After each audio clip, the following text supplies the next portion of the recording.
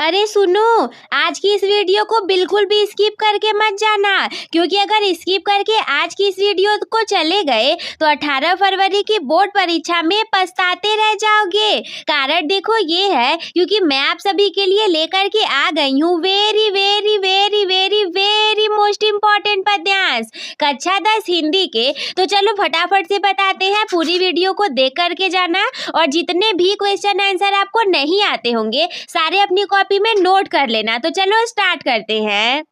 थोड़ा सा भी टाइम वेस्ट हम नहीं करेंगे, बिकॉज ऐसे ही के एग्जाम में आएंगे। तो शुरुआत होगी हमारे सूरदास के पदों से। कैसे शुरुआत होगी? सूरदास जी के पदों से शुरुआत होगी। तो सबसे पहला पद्यांश आपके स्क्रीन पर आपके सामने इस प्रकार से है। किस प्रकार से? सुनो ध्यान से। चरण कमल बंदऊ हरिराई, जाकी कृपा पंगु गिरि लंघे, अंधे को सब कुछ दरसाई, बहिरो सुने गूंगी पुनि बोले, रंग चले सिर छत्र धराई, सूरदास स्वामी करुणा में बार बार बंदऊ तिहि पाई। यानी कि सूरदास जी कहते हैं, मैं भगवान के उस कमलवत चरणों की वंदना करता हूँ जिनकी कृपा हो जाने पे लंगड़ा व्यक्ति भी पहाड़ को लांघ जाता है, अंधे व्यक्ति को सब कुछ दिखाई देने लगता है, बहरा व्यक्ति पुनः सुनने लगता है, गूंगा व्यक्ति पुनः बोलने लगता है, और कोई बिल्कुल रंग गरीब सा आदमी भी सर पर छत्र को धारण करके राजा बन करके चल सकता है। सूरदास जी कहते हैं कि हे मेरे स्वामी, मैं आपके चरणों की बार बार वंदना करता हूँ। तो प्रश्न उत्तर यहाँ से शुरुआत होगा। सबसे पहला प्रश्न आपके एग्जाम में आएगा कि उपर्युक्त पद्यांश का संदर्भ लिखिए। तो आंसर आप कैसे लिखेंगे? प्रस्तुत पद हमारी पाठ्य पुस्तक हिंदी के काव्य खंड में संकलित पद शीर्षक से उद्धृत है, जिसके रचयिता महाकवि सूरदास जी हैं। इसके बाद दूसरा प्रश्न आपके सामने किस तरीके से आया? देखो इस वाले रेखांकित अंश को देख लो, क्योंकि रेखांकित अंश दूसरा प्रश्न यही है कि रेखांकित अंश की व्याख्या करिए। तो यहाँ से देख लो कि रेखांकित अंश कौन सा है, ये वाला, जाकी कृपा पंगु गिरि लंघे, अंधे को सब कुछ दर्शाई। तो इसी रेखांकित अंश की व्याख्या करना है। ब्रैकेट में चाहे तो दे भी सकता है कि रेखांकित अंश की व्याख्या करिए। तो आप क्या लिखेंगे कि सूरदास जी कहते हैं कि मेरे प्रभु श्री कृष्ण के चरणों का प्रभाव इतना अद्भुत है कि उनकी कृपा मात्र से ही लंगड़ा व्यक्ति भी ऊंचे पर्वतों को पार कर जाता है, और अंधे व्यक्ति को सब कुछ दिखाई देने लगता है। अगला प्रश्न भी है, केवल इतना ही नहीं है। अगला प्रश्न क्या है कि चरण कमल में कौन सा अलंकार है? तो आंसर है कि जहां चरणों को सीधे कमल के समान बताया गया है, और इसी वजह से यहाँ रूपक अलंकार है। देखो कोई भी इधर उधर की बात नहीं है, सीधे से आपके जो चरण है श्री कृष्ण जी के, उनको कमल के समान बता दिया गया है। दिस इज द रीजन कि यहाँ पे कौन सा रूपक अलंकार है। तो ये हमारे सूरदास जी के पद से रिलेटेड था। अब प्रारंभ होगा तुलसीदास जी के धनुष भंग से रिलेटेड। तो ये पद्यांश सबसे पहला ही आपके सामने है। उदित उदयगिरि मंच पर रघुवर बाल पतंग, बिकसे संत सरोज सब, हर्षे लोचन भृंग। तो देखो इसमें आपके प्रश्न उत्तर की शुरुआत यहाँ से होगी। ऐसा पूछ सकता है कि प्रस्तुत पद्यांश का प्रसंग स्पष्ट करिए। तो आंसर आप क्या देंगे कि इस पद्यांश में स्वयंवर सभा में श्री राम के मंच पर चढ़ने का वर्णन किया गया है। रघुवर बाल पतंग का क्या मतलब होता है? तो इसका ये मतलब है कि श्री राम जी की तुलना उदय होते हुए बाल सूर्य यानी कि छोटे सूर्य से की गई है। जैसे कि पर्वत पर श्री रामचंद्र जी चढ़ेंगे तो वो वैसा ही लगेगा जैसे कि पर्वत पे कोई सूर्य उग जाता है। तो सूर्य के उगने की तुलना श्री रामचंद्र जी से की गई है। अब बताओ इस पद्यांश में कौन सा रस है?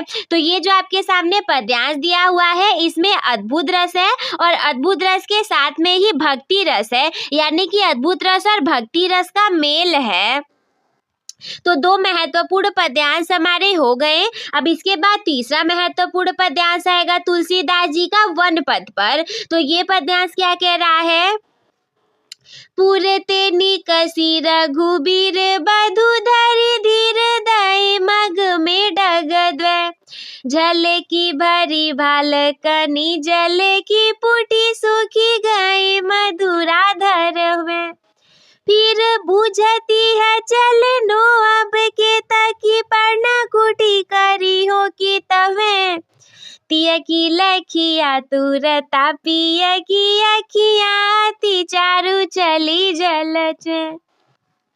देखो इसका मतलब क्या है कि जैसे ही रघुबीर बधू, जैसे ही श्री रामचंद्र जी की पत्नी सीता जी श्रृंगवेदपुर से बाहर निकल कर के 2 कदम मार्ग में बढ़ाती हैं, तुरंत ही उनके माथे पर पसीने की बूंदें टपकने लगती हैं, उनके कोमल ओठ सूख जाते हैं और वो अपने प्रीतम यानी कि श्री रामचंद्र जी से पूछती हैं कि हे प्रियतम, अभी हमें कितनी दूर चलना है और पत्ते की कुटियां कहाँ पर बना करके रहना है।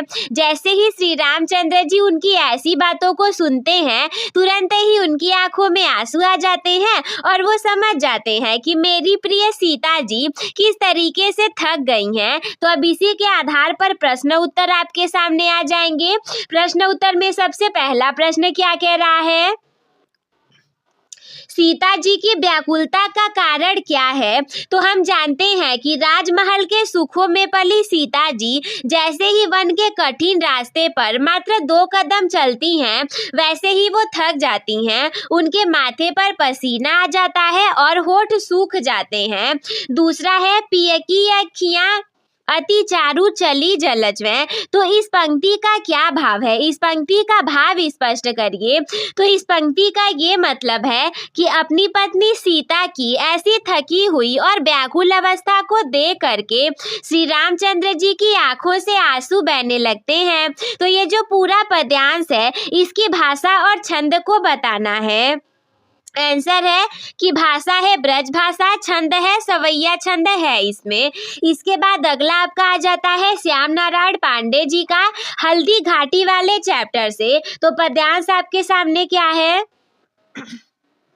मेवाड़ केसरी देख रहा केवल कल्पना की जीत नहीं, मेवाड़ केसरी देख रहा केवल कल्पना की जीत नहीं, वह देख रहा था सत्य कोई केवल मन की जीत नहीं, वह रण करता था युद्ध नहीं, वह रण करता था रुद्र रूप, वह मान रक्त का प्यासा था, वह था कपाल का महाभूप। तो इसी से रिलेटेड प्रश्न और उत्तर आपके सामने आ जाएंगे।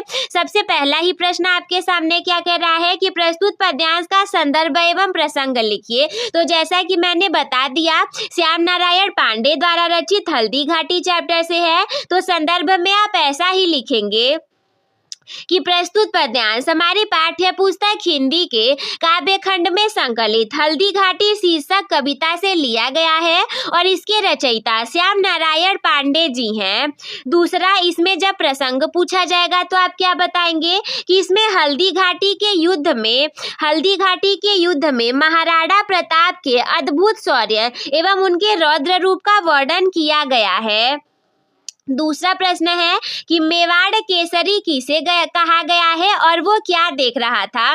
तो देखो, मेवाड़ केसरी महाराणा प्रताप जी को कहा गया था और बताओ वो देख क्या रहा था? तो वो युद्ध के मैदान में केवल कल्पनाओं की जीत ही नहीं बल्कि अपनी आंखों से अपनी तलवार द्वारा रचे जा रहे वास्तविक विजय इतिहास यानी कि सत्य को देख रहे थे। तीसरा प्रश्न आपके सामने है कि पद्यांश में रुद्र रूप से क्या तात्पर्य है? तो इसका आंसर है कि रुद्र रूप भगवान शिव के भयंकर और विनाशकारी रूप को कहते हैं। कवि के अनुसार युद्ध करते समय महाराणा प्रताप इतने क्रोधित एवं शक्तिशाली लग रहे थे जैसे कि साक्षात शिव संहार कर रहे हो। चौथा है कि रेखांकित अंश की व्याख्या करिए, वह मान रक्त से का प्यासा था तक। तो चलो सबसे पहले रेखांकित अंश इसमें पढ़ लेते हैं। कहाँ से कहाँ तक, वह मान रक्त से यहाँ तक पूरा, यानी कि नीचे वाला पूरा लाइन, वह मान रक्त का प्यासा था, वह था कपाल का महाभूप। तो ये आपका रेखांकित अंश रहेगा। तो इसमें यही है, रेखांकित अंश की व्याख्या करिए। तो आंसर लिखेंगे कि महाराणा प्रताप शत्रुओं मुगलों के अहंकार को नष्ट करने के लिए उनके रक्त के प्यासे हो गए थे और वे रणभूमि में महाभूप यानी कि महान राजा की तरह नहीं बल्कि काल के समान शत्रुओं का संहार कर रहे थे। ये जो पद्यांश है, इस पद्यांश का काव्यगत सौंदर्य स्पष्ट करना है। तो इसमें वीर रस है क्योंकि पूरी की पूरी कविता जोश और उत्साह से रिलेटेड है। गुण की बात करें तो ओज गुण की विशेषता है इसमें। दो चीजें और हैं, भाषा शुद्ध खड़ी बोली है क्योंकि हम इजीली पढ़ के समझ जा रहे हैं। अलंकार की बात करें तो मेवाड़ केसरी और रुद्र रूप में रूपक अलंकार है। तो ये था हमारा पूरा का पूरा बहुत ही ज्यादा महत्वपूर्ण वेरी आईएमपी पद्यांश। क्या? वेरी आईएमपी पद्यांश। तो आई होप मेरे प्यारे दोस्तों कि आप सभी लोगों को आज की ये सारी चीजें बहुत अच्छे से समझ में आ गई होंगी। कोई डाउट होगा तो कमेंट पे हमसे पूछना ना भूलिएगा। 10 दिन बाद आप सभी की परीक्षाएं हैं तो अपनी परीक्षा की तैयारी अच्छे से करते रहिए। आप सभी बिल्कुल भी चिंता टेंशन ना लीजिएगा। हम मिलते हैं किसी अगले वीडियो में, तब तक के लिए धन्यवाद। मस्त रहिए, स्वस्थ रहिए, व्यस्त रहिए, आप सभी हंसते खेलते और मुस्कुराते रहिए।